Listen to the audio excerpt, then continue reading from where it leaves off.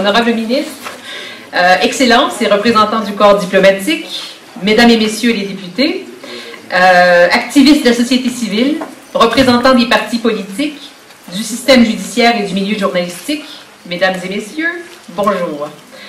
C'est pour moi, ainsi que pour toute l'équipe du NDI, de l'Institut national démocratique en Tunisie, un grand plaisir de vous compter parmi nous aujourd'hui. Merci d'avoir répondu positivement à notre invitation. Vous le savez déjà, cette activité est préalable au dépôt du projet de loi sur la violence à l'égard des femmes et se tient dans le cadre des célébrations de la Journée internationale de la femme. Elle s'inscrit dans les démarches d'appui du NDI au travail de l'Assemblée des représentants du peuple, de ses députés, de ses commissions, pour l'adoption de mesures législatives plus transparentes et responsables. Par cette rencontre, NDI souhaite offrir une tribune afin de vous permettre de faire entendre votre voix sur ce sujet qui, malheureusement, est toujours d'actualité. Mais si nous sommes en mesure de débattre de cette question aujourd'hui, nous le devons à celles et à ceux qui nous ont précédés et qui, par leurs efforts et leurs plaidoyers, ont appelé à une mobilisation et à la formulation de propositions législatives. Ces dernières ont inspiré l'esprit du projet de loi soutenu par Madame la ministre, Semira Meraï, la présidente d'honneur de cette rencontre, qui l'introduira sous peu à l'ARP. Plusieurs intervenants se succéderont au micro aujourd'hui afin de vous expliquer leur point de vue sur la nécessité de renforcer la loi pour lutter contre les violences à l'égard des femmes. Ils nous inviteront, j'en suis certaine, par leurs commentaires et leurs réflexions, à remettre cette question dans un contexte fondamental. La nécessité de renforcer ces mesures est une question qui s'appuie sur des principes de droits humains, de devoirs, mais aussi de chiffres et de témoignages aussi accablants qu'inacceptables.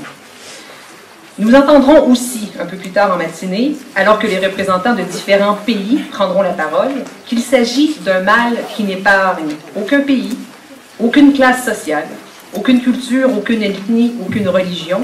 Cependant, statistiquement parlant, elle a très souvent un genre. Les manifestations et les victimes de violences n'en sont ni aléatoires, ni anonymes, ni exceptionnelles.